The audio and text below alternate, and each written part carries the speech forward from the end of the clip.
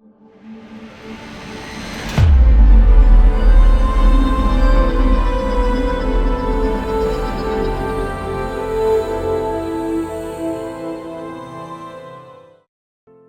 the Lord. Praise the Lord. Hallelujah. Hallelujah. യേശുവേ നന്ദി, യേശുവേ സ്തുതി, യേശുവേ ആരാധന. അപ്പസ്തോല പ്രവർത്തനം 1-ാം അധ്യായം 8-ാം തിരുവചനം. എന്നാൽ പരിശുദ്ധാത്മാവ് നിങ്ങളുടെ മേൽ വന്നു കഴിയുമ്പോൾ നിങ്ങൾ ശക്തി പ്രാപിക്കും. ജെറുസലേമിലും യൂദയ മുഴുവനിലും സമരിയായിലും ലോകത്തിൻ്റെ അതിർത്തികൾ വരെയും നിങ്ങൾ എനിക്ക് സാക്ഷികളായിരിക്കുകയും ചെയ്യും. എൻ്റെ പ്രിയപ്പെട്ട ദൈവജനമേ, ഈ ശുശ്രൂഷ സമയത്ത് ഈ വലിയ വാഗ്ദാനം നമ്മിൽ സംഭവിക്കപ്പെടുന്നൊരു സമയമാണ്. നിങ്ങളായിരിക്കുന്നിടങ്ങളിൽ ഒരു നിമിഷം ഒന്ന് കരങ്ങൾ കൂപ്പിക്കെ, കണ്ണടച്ച് നിങ്ങളുടെ നിയോഗങ്ങൾ പരിശുദ്ധാത്മാവിൻ്റെ ശക്തിയിൽ നമുക്ക് സമർപ്പിക്കാം. നിങ്ങളെ ഭാരപ്പെടുത്തുന്ന ഏത് വിഷയമായിക്കൊള്ളട്ടെ അത് സമർപ്പിച്ച് പ്രാർത്ഥിക്കുക. പല മേഖലകളും ഭൗതിക മേഖലകളോട് ബന്ധപ്പെട്ട് നമ്മൾ വലിയ ഭാരത്തിൽ കഴിയുന്നുണ്ടാവും. ഒരുപക്ഷെ ജോലിയിൽ നഷ്ടപ്പെട്ട ജോലിയെക്കുറിച്ച് ഭാരപ്പെടുന്നുണ്ടാവും. സാമ്പത്തിക മേഖലകൾ ഞെരുക്കങ്ങളുണ്ടാവും. വിചാരിക്കുന്നത് പോലെ കാര്യങ്ങൾ നടക്കുന്നില്ല എന്ന് സങ്കടപ്പെടുന്നുണ്ടാവും. സർട്ടിഫിക്കറ്റ് ശരിയാകാൻ വേണ്ടി വലിയ ഭാരത്തിലൂടെ കടന്നു പോകുന്നുണ്ടാവും. കുടുംബത്തിൽ വലിയ ബന്ധ തകർച്ചകളൊക്കെ ഉണ്ടാവും.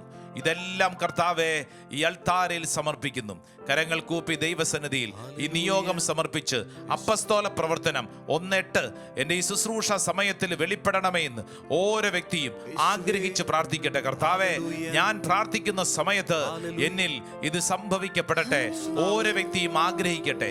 നിങ്ങളായിരിക്കുന്ന ഇടങ്ങളിൽ നിന്നുകൊണ്ട് 2 കരങ്ങൾ സ്വർഗത്തിലേക്ക് ഉയർത്തിപ്പിടിച്ച്, ഓ ദൈവത്തിൻ്റെ ആത്മാവെ, എൻ്റെ നിയോഗത്തിൽ അത്ഭുതകരമായിട്ട് പ്രവർത്തിക്കണമേ. ദൈവത്തിന്റെ ശക്തി വെളിപ്പെടട്ടെ. തടസ്സങ്ങൾ മാറട്ടെ. കെട്ടുകൾ അഴിയപ്പെടട്ടെ. ഒരു പുത്തൻ അഭിഷേകം വെളിപ്പെടട്ടെ.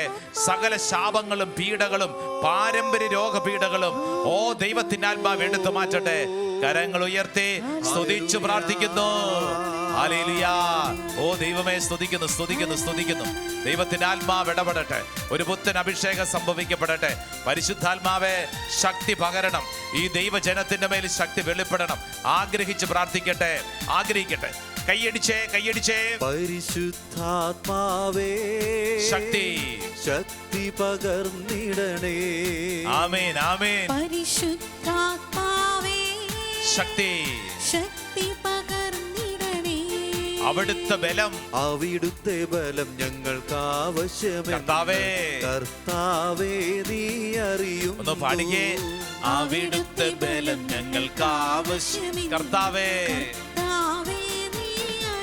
പരിശുദ്ധാത്മാവേ, ശക്തി പകർന്നിടണേ. ആമേൻ. പരിശുദ്ധാത്മാവേ, ശക്തി പകർന്നിടണേ. 2 കരങ്ങൾ സ്വർഗത്തിലേക്ക് ഉയർത്തിപ്പിടിച്ചു. ഓ ദൈവമേ, ഞങ്ങൾ വിശ്വസിച്ച് പ്രാർത്ഥിക്കുന്നു. അങ്ങയുടെ ശക്തി ഞങ്ങളുടെ കുടുംബ ബന്ധങ്ങളിൽ നിറയപ്പെടട്ടെ. കർത്താവെ, തളർന്ന ഓരോ ജീവിതങ്ങളെയും പരിശുദ്ധാത്മാവ് ശക്തിപ്പെടുത്തട്ടെ. പ്രാർത്ഥനാ മേഖലയിൽ മരവിപ്പുള്ളവര്, തളർന്ന അനുഭവങ്ങളിലൂടെ കടന്നു പോകുന്നവര് പരിശുദ്ധാത്മാവിന്റെ ശക്തിയാൽ നിറയപ്പെടട്ടെ. എല്ലാ ഭയചിന്തകളും പരിശുദ്ധാത്മാവ് എടുത്തു മാറ്റുന്ന സമയം, അത്ഭുതകരമായ ദൈവിക ഇടപെടൽ സംഭവിക്കുന്ന സമയം. നന്നായിട്ട് കൈയടിച്ചേ, ശക്തിയോടെ. കൃപകളും വരങ്ങളും ജ്വലിച്ചിടുവാൻ ഞങ്ങൾ വചനത്തിൽ വേരൂന്നി വളർന്നിടുവാൻ. കൃപകളും വരങ്ങളും ജ്വലിച്ചിടുവാൻ ഞങ്ങൾ വചനത്തിൽ വേരൂന്നി വളർന്നിടുവാൻ. വിൺമഴയെ വീണ്ടും അയക്കണമേ, നിൻ ജനമുണർന്നിടുവാൻ. ഓ ഹോളി സ്പിരിറ്റ്, വിൺമഴയെ വീണ്ടും അയക്കണമേ, നിൻ ജനം. കൈകൾ ഉയർത്തി കൈയടിച്ചു പാടി. പരിശുദ്ധാത്മാവേ, ശക്തി പകർന്നിടണേ. ആമേൻ. പരിശുദ്ധാത്മാവേ, ശക്തി പകർന്നിടണേ. കരങ്ങൾ ഉയർത്തി സ്തുതിച്ചേ. ഹല്ലേലൂയ. ഓ ദൈവമേ, ഞങ്ങൾ വിശ്വസിക്കുന്നു ഈ ദൈവജനത്തിന്റെ മേൽ അത്ഭുതകരമായിട്ട് പ്രവർത്തിക്കട്ടെ. പ്രാർത്ഥിക്കുന്ന ഓരോ വ്യക്തിക്കും വലിയൊരു അഭിഷേകം ഈ ശുശ്രൂഷ സമയത്ത് അനുഭവിക്കാൻ ഇടവരട്ടെ.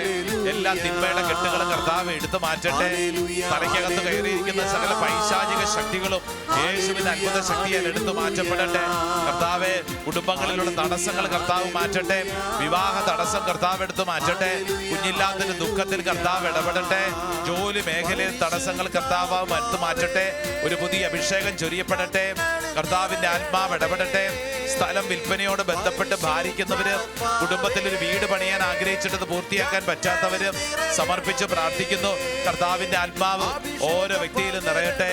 Hallelujah, hallelujah, hallelujah. Oh Holy Spirit ആഗ്രഹിക്കുന്നു. അഭിഷേകം പകരണമേ, പരിശുദ്ധാത്മാവേ, നിറയ്ക്കണമേ. Praise the Lord. അഭിഷേകം പകരണമേ, അഭിഷേകം വേണം.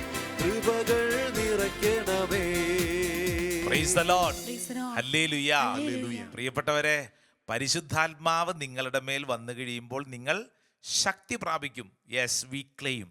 നമ്മൾ വിശ്വസിക്കുകയാണ്, ഏറ്റെടുക്കുകയാണ്. പരിശുദ്ധാത്മാവ് എൻ്റെ മേൽ അത്ഭുതകരമായി പ്രവർത്തിക്കുന്നു. ഓരോരുത്തരും ആയിരിക്കുന്നിടങ്ങളിൽ ഇത് വിശ്വസിക്കുക. ഇങ്ങോട്ട് നോക്കിക്കേ, കൈകളൊക്കെ കൂപ്പി സന്തോഷത്തോടെന്ന് പറഞ്ഞേ, ഈശോ മിശിഹായ്ക്ക് സ്തുതിയായിരിക്കട്ടെ. ഈശോ മിശിഹായ്ക്ക് സ്തുതിയായിരിക്കട്ടെ. സന്തോഷത്തോടുകൂടെ അപ്പസ്തോല പ്രവർത്തനം 1:8 നമ്മിൽ സംഭവിക്കണം. നീ ആയിരിക്കുന്നിടത്ത് അത് ദൈവത്തിൻ്റെ വലിയ കൃപ അത് സംഭവിക്കണം. ആഗ്രഹിച്ച് പരസ്പരമൊക്കെ ഒന്ന് സ്തുതി ചൊല്ലി സ്വസ്ഥമായിട്ടിരിക്കുക. പ്രിയപ്പെട്ട ദൈവജനമേ, ഈ ശുശ്രൂഷ സമയത്ത് വളരെ പ്രധാനപ്പെട്ട ഒരു ആത്മീയ ചിന്ത നമ്മുടെ കുടുംബങ്ങളിൽ നമ്മൾ പ്രായോഗിക തലത്തിൽ വരുത്തേണ്ട ഒരു കാര്യം പഴയ നിയമത്തിലെ തോബിത്തിൻ്റെ പുസ്തകത്തിൽ നിന്ന് പഠിക്കാൻ പോവുകയാണ്. തോബിത്തിൻ്റെ പുസ്തകത്തിൽ ഒരു 10 കൽപ്പനകൾ അപ്പനും അമ്മയും മക്കൾക്ക് എന്ത് കൊടുക്കുന്നു എന്നുള്ള ചോദ്യത്തിനുള്ള ഉത്തരവാണ്. മക്കൾക്ക് എന്ത് കൊടുക്കുന്നു? അപ്പോൾ ഈ ചോദ്യം മാതാപിതാക്കളെ ചോദിക്കുകയാണ്, നിങ്ങൾ മക്കൾക്ക് എന്ത് കൊടുക്കുന്നു? അപ്പോൾ നിങ്ങൾക്ക് പറയാൻ ഒത്തിരി ഉത്തരങ്ങളുണ്ട്. പിന്നെ മക്കൾക്ക് ഞങ്ങൾ എന്തെല്ലാം കൊടുക്കുന്നു അല്ലേ? നല്ല വിദ്യാഭ്യാസം, നല്ല സ്കൂള്, നല്ല മൊബൈൽ ഫോണ്, സൈക്കിള്, ബൈക്ക്, അവർക്ക് നല്ല ഭക്ഷണം, അപ്പോൾ എല്ലാ സൗകര്യങ്ങളും കൊടുക്കുന്നുണ്ട്. നമ്മളെല്ലാം കൊടുക്കുന്നുണ്ട്, നല്ല കാര്യം. പക്ഷേ വിശുദ്ധ ഗ്രന്ഥം പറയുന്നത് സൈക്കിളും മൊബൈലും സ്കൂളും അല്ല, മറിച്ച് അതിനേക്കാളൊക്കെ പ്രധാനപ്പെട്ടൊരു കാര്യം. നമ്മൾ അല്പസമയം ഈ പ്രധാനപ്പെട്ട ഒരു ദൈവചിന്ത വിശുദ്ധ ഗ്രന്ഥം തോബിത്തിൻ്റെ പുസ്തകം നമ്മുടെ മുമ്പിൽ ഒരു കൊച്ചു പുസ്തകമാണ്. തോബിത്തിൻ്റെ പുസ്തകം 14 അധ്യായങ്ങളേ ഉള്ളൂ, വെറും ഓൺലി 14 ചാപ്റ്റേഴ്സ്. അതിൽ 4-ാമത്തെ അധ്യായം 10 കാര്യങ്ങളെ നമ്മുടെ മുമ്പിൽ ഓർമ്മപ്പെടുത്തുകയാണ്. അപ്പം നമുക്കൊന്ന് പഠിക്കാം.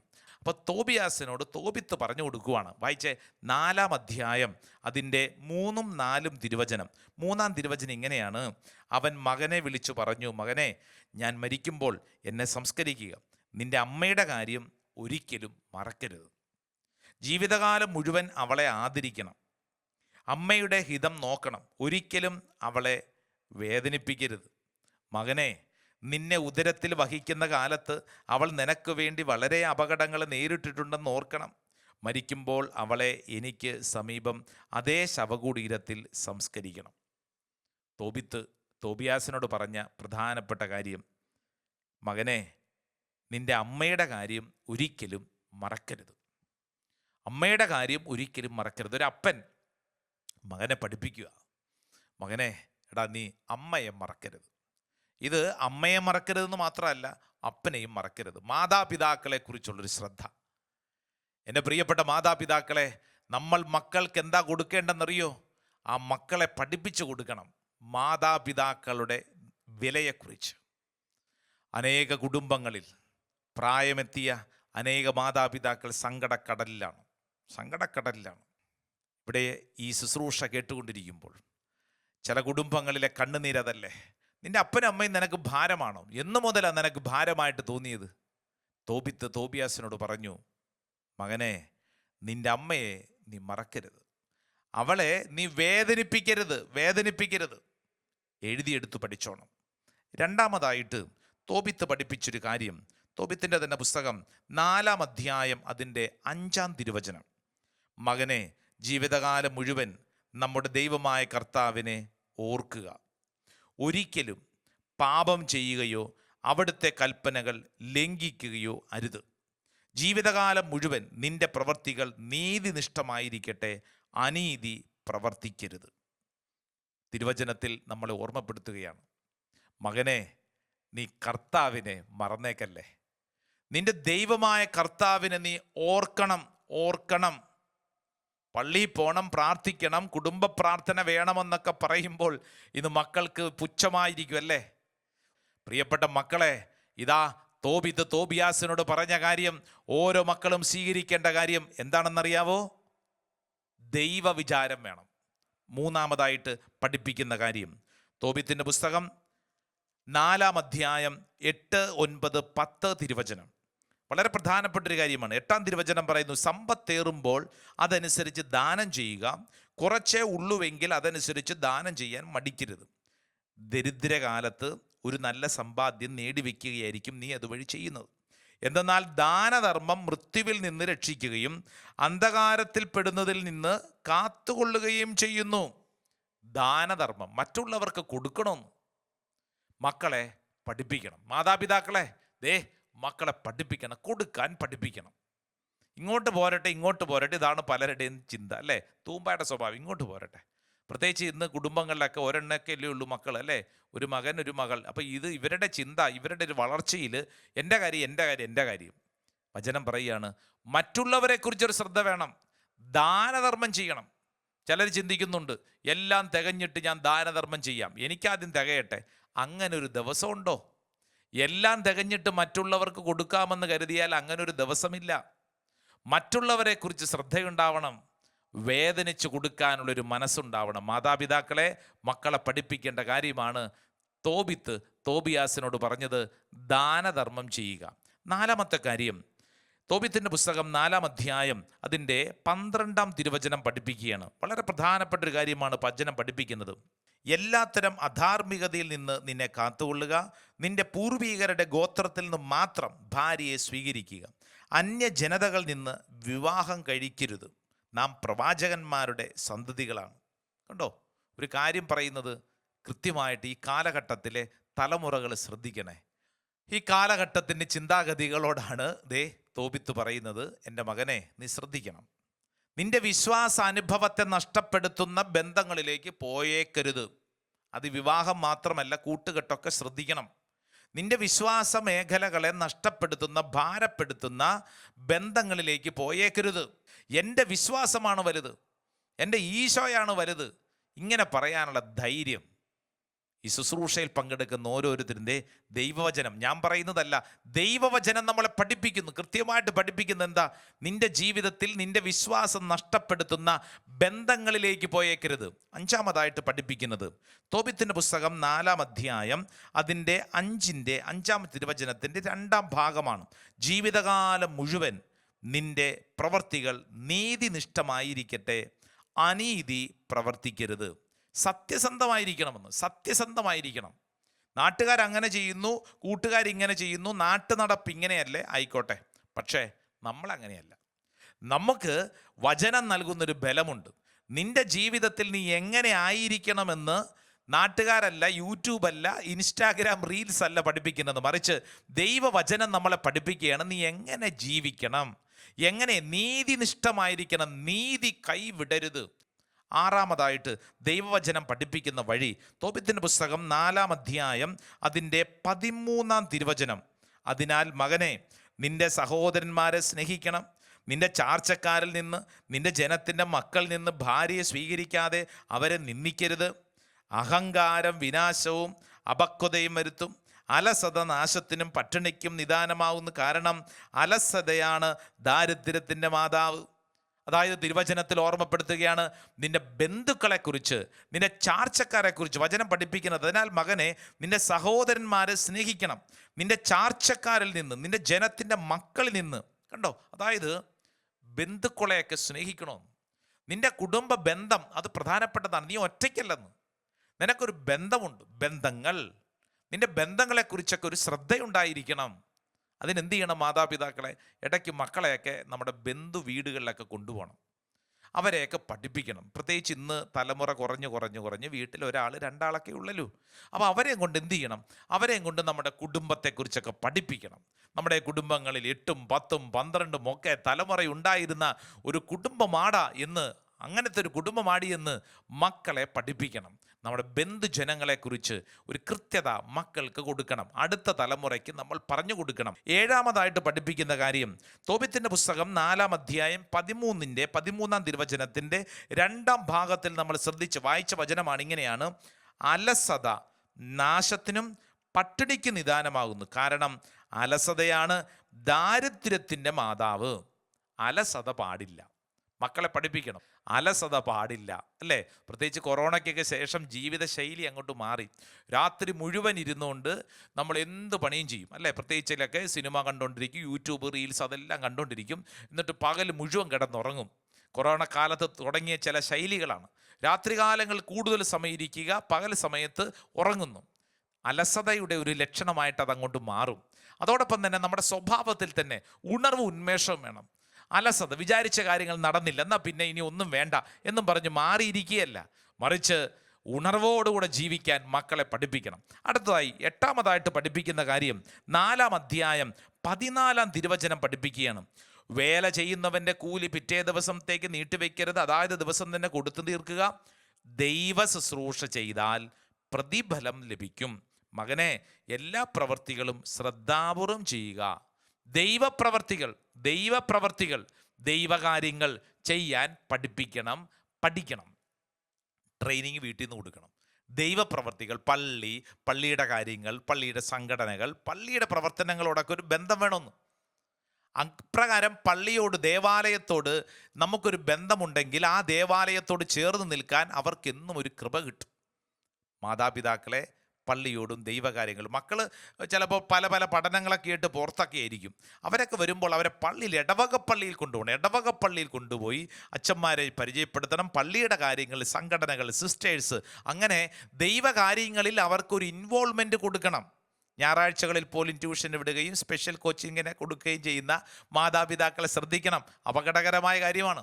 കാറ്റഗിസം കളഞ്ഞിട്ട്, മതബോധനം കളഞ്ഞിട്ട് വേറെ പണിക്കൊന്നും വിട്ടേക്കരുത്. പ്രാധാന്യം കൊടുക്കേണ്ട കാര്യങ്ങൾക്ക് പ്രാധാന്യം കൊടുക്കണം. അടുത്തതായിട്ട് 9ാമതായിട്ട് നമ്മൾ പഠിക്കേണ്ട ഒരു കാര്യം, തോബിത്തിൻ്റെ പുസ്തകം 4-ാം അധ്യായം അതിൻ്റെ 18-ാം തിരുവചനത്തിൽ പഠിപ്പിക്കുന്നു. 18-ാം തിരുവചനം: വിവേകമുള്ള ഏതൊരുവനിൽ നിന്ന് ഉപദേശം സ്വീകരിക്കുക, സതുപദേശം നിരസിക്കരുത്. അതായത് മക്കളെ പഠിപ്പിക്കണം, അവർക്ക് മുതിർന്നവരിൽ നിന്ന്, വിവേകമുള്ളവരിൽ നിന്ന് ഉപദേശം തേടാൻ പഠിപ്പിക്കണം. ഗൈഡ് ലൈൻസ് ഇല്ലെങ്കിൽ എന്തു പറ്റും? അവരവരുടെ കൂട്ടുകാർ, അത് മാത്രമേ ഉള്ളൂ. കൂട്ടുകാർ പറയുന്നതാണ് അവരുടെ ജീവിതം. അവനങ്ങനെ പറഞ്ഞു, ഇവനിങ്ങനെ പറഞ്ഞു, എനിക്കങ്ങനെ തോന്നി, അല്ലേ? തോന്നലുകൾക്കനുസരിച്ച് ജീവിക്കുന്നവരെന്ത് വിളിക്കും? തോന്നിയവാസി. മനുഷ്യനെ ദൈവം സൃഷ്ടിച്ച തോന്നിയവാസിയായിട്ടും അവൻ പറഞ്ഞു ഇവൻ പറഞ്ഞതല്ല. വിവേകമുള്ളവർ, മുതിർന്നവർ, അനുഭവ പരിചയമുള്ളവർ, അവർ പറയുന്ന കാര്യങ്ങൾ കേൾക്കാൻ, അവർ പറയുന്ന കാര്യങ്ങളോട് വിശ്വസ്തയോടുകൂടെ ജീവിക്കാനുള്ള വലിയൊരു കൃപ മാതാപിതാക്കൾ മക്കളെ പഠിപ്പിക്കണം. 10ാമതായിട്ട് ഇതാ തോബിത്തിൻ്റെ പുസ്തകം 4-ാം അധ്യായം 21-ാം തിരുവചനം: മകനെ, നമ്മൾ ദരിദ്രരായി തീർന്നതിൽ നിനക്ക് ആദി വേണ്ട. നിനക്ക് ദൈവത്തോട് ഭക്തി ഉണ്ടായിരിക്കുകയും നീ പാപത്തിൽ നിന്ന് ഒഴിഞ്ഞു നിൽക്കുകയും അവിടത്തേക്ക് പ്രീതികരമായത് അനുഷ്ഠിക്കുകയും ചെയ്താൽ നിനക്ക് വലിയ സമ്പത്ത് ലഭിക്കും എന്ന് പറഞ്ഞു കഴിഞ്ഞാൽ, ദാരിദ്ര്യമുണ്ടോ, സങ്കടമുണ്ടോ, നീ വിഷമിക്കേണ്ട. ദൈവഭക്തി ഉണ്ടെങ്കിൽ ഈ വിഷയത്തിൽ ഉത്തരം ഉണ്ടാകുന്നു. നമ്മളിപ്പോൾ കൊടുക്കുന്ന പ്രാധാന്യം സമ്പത്തുണ്ടോ, പിന്നെയാണ് ദൈവഭക്തി. അങ്ങനെയല്ല. ആദ്യം ദൈവത്തോട് നീ വിശ്വസ്തത പുലർത്തിക്കഴിഞ്ഞാൽ ബാക്കിയെല്ലാം അതിനോട് കൂട്ടിച്ചേർക്കപ്പെടും. അതുകൊണ്ടല്ലേ ഈശോ അങ്ങനെ പഠിപ്പിച്ചത്? ആദ്യം നീ ദൈവരാജ്യം അന്വേഷിക്കുക. മത്തായിയുടെ സുവിശേഷം 6:33, നീ ദൈവരാജ്യം അന്വേഷിക്കുക, ബാക്കിയെല്ലാം കൂട്ടിച്ചേർക്കപ്പെടും. എൻ്റെ പ്രിയപ്പെട്ട ദൈവജനമേ, ഈ ശുശ്രൂഷ സമയത്ത് തോബിയാസിന് കൊടുത്ത 10 ഉപദേശങ്ങൾ അത് തലയ്ക്ക് മുകളിൽ നിൽക്കാനല്ല, മറിച്ച് നമ്മുടെ സ്വഭാവത്തിൽ നമ്മൾ ശീലിക്കേണ്ട 10 കാര്യങ്ങൾ 4-ാം അധ്യായം പഠിപ്പിക്കുകയാണ്. ഈ ദിവസങ്ങളിൽ സമയം കിട്ടുന്നതനുസരിച്ച് ആ 4-ാം അധ്യായം ഒന്ന് വായിക്കുക. എങ്ങനെയാണ് എൻ്റെ കുടുംബത്തിൽ, എൻ്റെ ബന്ധങ്ങളിൽ ഞാൻ പരിശീലിക്കേണ്ടത്? ഏതൊക്കെ തലങ്ങളിലാണ് എൻ്റെ മക്കളോട്, എൻ്റെ സഹോദരങ്ങളോട്, എൻ്റെ ജീവിത ബന്ധങ്ങളോട് ഞാൻ ഇടപെടേണ്ടത്?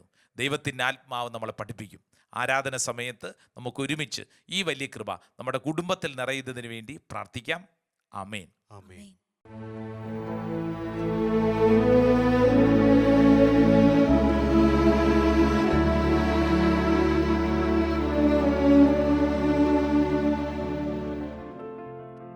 പരിശുദ്ധ പരമമാ ദിവ്യകാരുണ്യമേ ഇന്നും ഇന്നും അങ്ങേക്കാരാധന.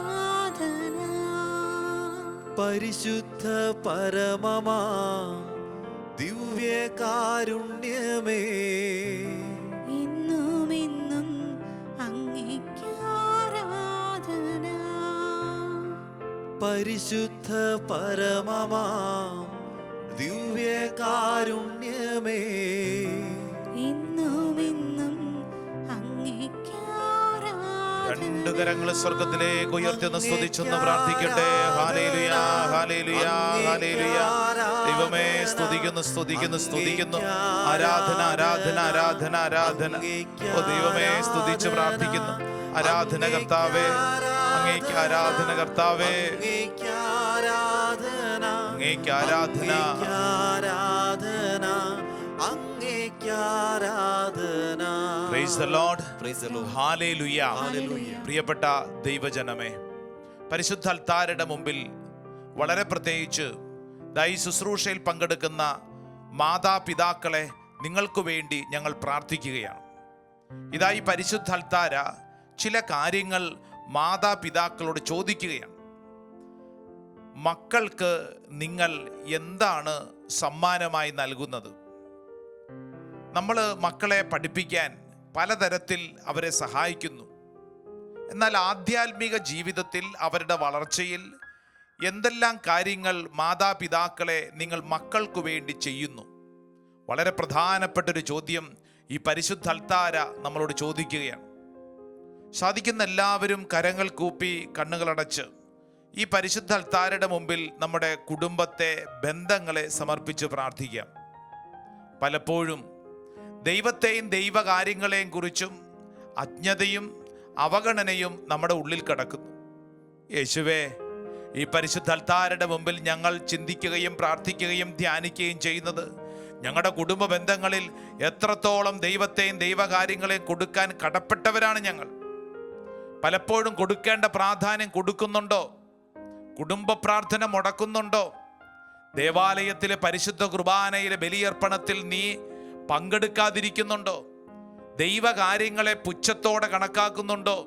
ദൈവകാര്യങ്ങളിൽ പരിഗണന കൊടുക്കാതെ ലോകത്തിൻ്റെ കാര്യങ്ങളിലാണോ ശ്രദ്ധ കൊടുക്കുന്നത്? ഇതാ ഈ അൽത്താര നിന്നോട് ആവശ്യപ്പെടുന്നു. പ്രിയപ്പെട്ട മകനെ, മകളെ, ഈ ഭൂമിയിൽ മക്കൾക്ക് കൊടുക്കേണ്ട ദൈവത്തെയും ദൈവകാര്യങ്ങളെയും കുറിച്ചാണ്, പരസ്പരം സമ്മാനിക്കപ്പെടേണ്ട ദൈവകാര്യങ്ങളെ കുറിച്ചാണ്. നമുക്ക് ഈ അൽത്താരയുടെ മുമ്പിൽ നമ്മുടെ ജീവിതത്തെ സമർപ്പിക്കാം. ദൈവമേ, എൻ്റെ കുടുംബത്തിൽ അത്ഭുതകരമായി അങ്ങ് പ്രവർത്തിക്കണമേ.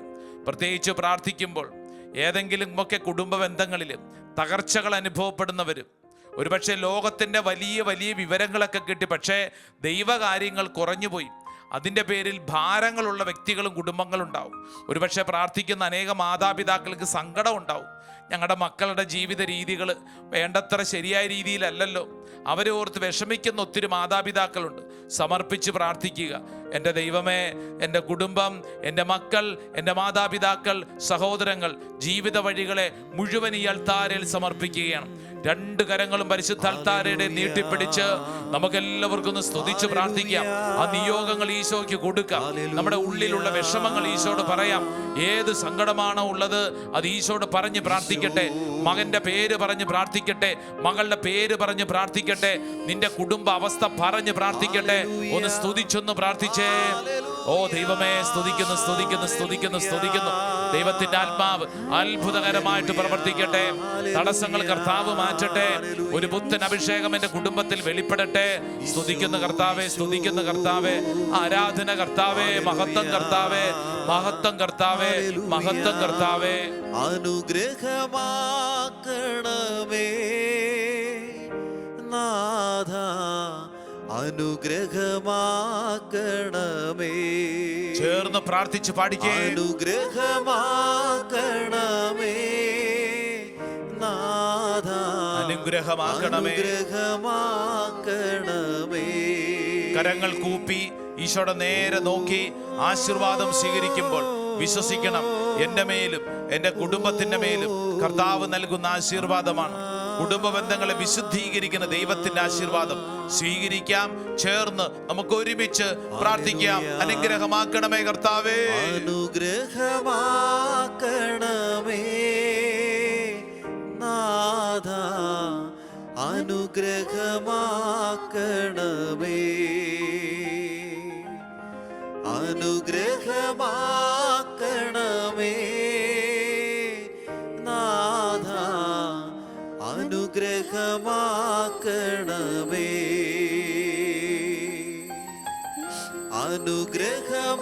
അനുഗ്രഹമാക്കണമേ നാഥ, അനുഗ്രഹമാക്കണമേ,